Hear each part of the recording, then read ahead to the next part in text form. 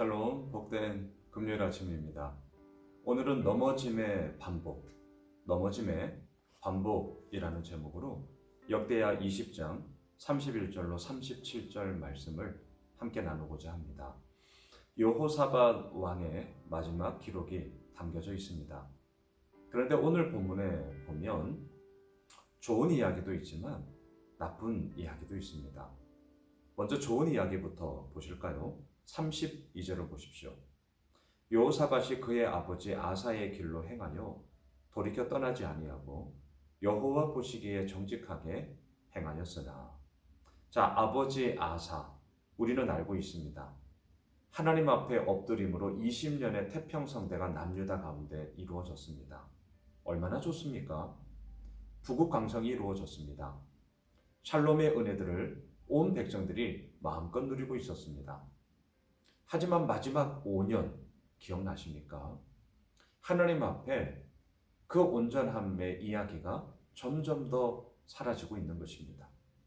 아사 왕을 향하여서 하나님의 메시지를 전하는 선지자들을 감옥에 가둬버렸습니다. 또한 그 선지자들과 의견을 같이 하고 있는 백성들을 깡그리 무시하며 박해하며 나에게 그런 얘기하지 말라, 이렇게 그냥 듣지를 않습니다. 그러자 어떤 일이 벌어졌습니까? 발에 병이 났습니다.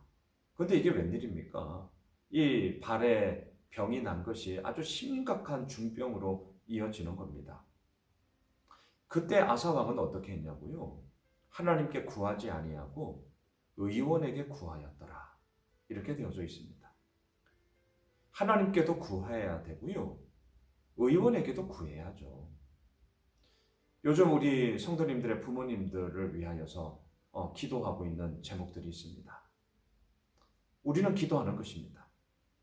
하지만 또한 하나님의 일반 은총으로 말미암아 주어진 그 의술을 통하여 이러한 질병의 문제를 또한 고쳐 나아가는 것이죠.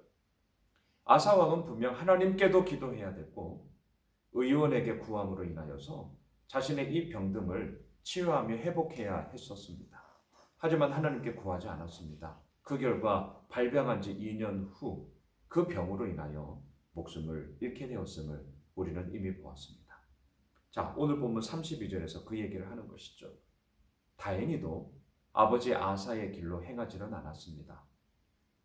여호와 보시기에 정직히 행하였습니다. 자, 이게 오늘 본문에 나오는 좋은 평가예요. 하지만 나쁜 평가도 함께 있습니다.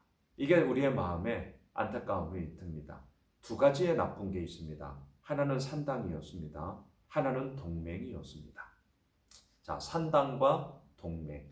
이게 여호사밧의 평가에 있어서의 부정적인 것이었고요. 이게 오늘 말씀의 제목처럼 넘어짐의 반복이었습니다. 자, 먼저 산당 33절을 보십시오.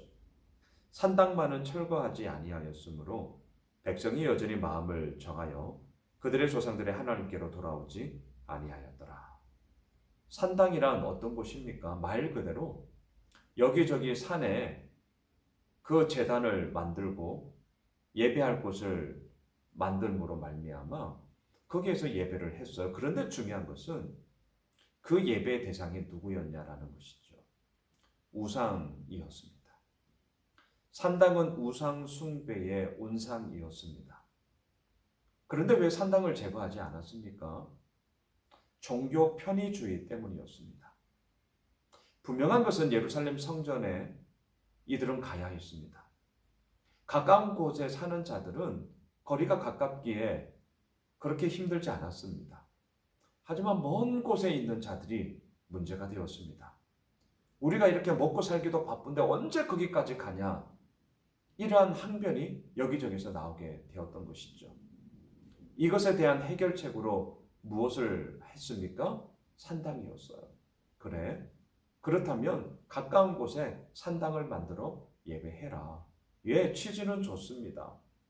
하지만 그 취지가 아무리 좋다 할지라도 그 취지를 이루는 방법은 하나님께서 말씀하신 것이 아니었습니다.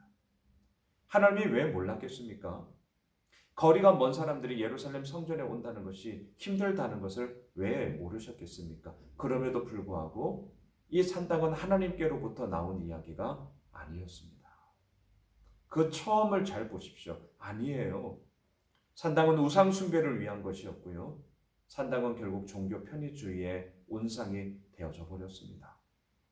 백성들이 이것에 익숙해져 있습니다. 여호사밧 왕이 그것을 다 제거해버리면 백성들이 들고 일어날 겁니다. 왜 우리를 힘들게 하냐고, 왜 우리를 불편하게 하냐고, 왜 우리를 어렵게 하냐고, 우리를 평안하게 만들어줘야 되는 것이 왕의 임무 아니냐고 여론이 들끓게 될 거예요. 그래서 산당만은 제거하지 못했던 것입니다. 이게 이스라엘 역사에 있어서 계속해서 넘어지게 하는 반복의 온상이 되어져 버렸어요. 종교 편의주의 얼마나 무섭습니까? 지금 우리도 사실은 이러한 위험성에 아주 가까운 곳에 있죠. 코로나19라는 특별한 상황으로 인하여서 비대면 예배를 우리 교회 역시 드리고 있습니다. 하지만 성도님들 기억하십시오. 특별한 예외의 상황을 지금 우리가 나아가고 있는 것이지 성경에서는 분명히 얘기합니다. 두세 사람이 모인 그곳에 나도 그들 중에 함께 있노라. 성경에서 말하는 이 두세 사람은 공동체의 기본단위죠. 교회는 분명히 예수 그리스도를 믿고 있는 자들이 함께 모여 예배하는 곳이고요. 하나님 나라의 확장을 위하여서 예수 믿고 있는 자들이 함께 거하며 모여 있는 곳이 바로 교회입니다. 교회는 대면 공동체예요. 그리고 그 힘을 가지고 이 땅의 변화를 위하여서 우리가 함께 주님의 이름을 붙잡고 나아가는 것입니다. 비대면 예배, 온라인 예배 얼마나 편합니까? 여러분 잊지 마십시오. 종교 편의주의의 위험성에 그 어느 때보다도 우리가 위험함 속에 빠질 수 있는 그 상황을 우리가 나아가고 있다는 사실. 코로나19가 언제 끝날지도 모르겠습니다. 이 상황은 방역 원칙에 따라 계속 가게 될 것입니다. 그러하기에 자칫하면 우리에게도 산당이 될 수 있다는 이 영적인 경각심을 우리가 오늘 이 본문을 통해 다시 한번 깨닫게 됩니다. 비대면 예배, 드릴 수 있습니다. 예배 맞습니다. 하지만 그 예배를 드리고 있는 나의 마음과 나의 자세가 어떠한지를 보십시오. 행여라도 대면 예배, 교회에 나와 예배하는 그 마음과 그 자세는 온데간데 없고 이제는 나의 편한 시간대에 정말 소파에 누워서 그리고 먹어가면서 여러분 대통령을 만나는데 그렇게 할 수 있겠습니까? 하물며 대통령보다 더 위대하신 창조주 하나님을 만나는 그 시간에 정말 그렇게 하시면 안 됩니다. 그거야말로 21세기 대한민국의 산당이 되어질 수 있다는 그 위험성을 우리가 꼭 기억하셔야 됩니다. 또한 두 번째, 동맹입니다. 35절을 보십시오. 유다왕 여호사밧이 나중에 이스라엘과 아하시아와 교제하였는데 아하시아는 심히 악을 행하는 자였더라. 아합의 아들입니다. 아합 왕이 죽지 않았습니까? 그 뒤를 이어 아하시아가 북이스라엘의 8대 왕이 되었습니다. 또다시 동맹을 맺습니다. 첫 번째 아합 왕과의 동맹을 통하여서 엄청난 실패를 맛보았습니다. 그런데도 넘어짐의 반복이 이제는 동맹의 이야기로 또 여호사밧에게 이루어지는 겁니다. 동맹 자체가 잘못된 것은 아닙니다. 오늘 본문에서 지적하고자 하는 것은 무엇입니까? 아하시아는 심히 악을 행하는 자였더라. 악을 행하는 자와 동맹을 맺었다는 것을 지금 하나님은 책망하고 계시는 것이죠. 말씀을 정리하겠습니다. 넘어짐의 반복, 이 악순환의 고리를 끊을 수 있는 것은 오늘도 하나님의 진리의 말씀 앞에 서는 것이고요. 또한 그 말씀을 함께 나누는 믿음의 공동체를 통하여서 우리의 삶의 모습이 어떠한지를 함께 날마다 나누며 나 자신을 살펴보는 것밖에 없습니다. 그 길을 우리가 함께 걸어가고자 예수 오메실리라는 공동체 속에 우리가 오늘도 거하는 것이죠. 사랑하는 예수 오메실 가족 여러분, 오늘 금요일 하루가 넘어짐의 반복 속에 우리가 허우적대는 것이 아니라 말씀 앞에 서고요.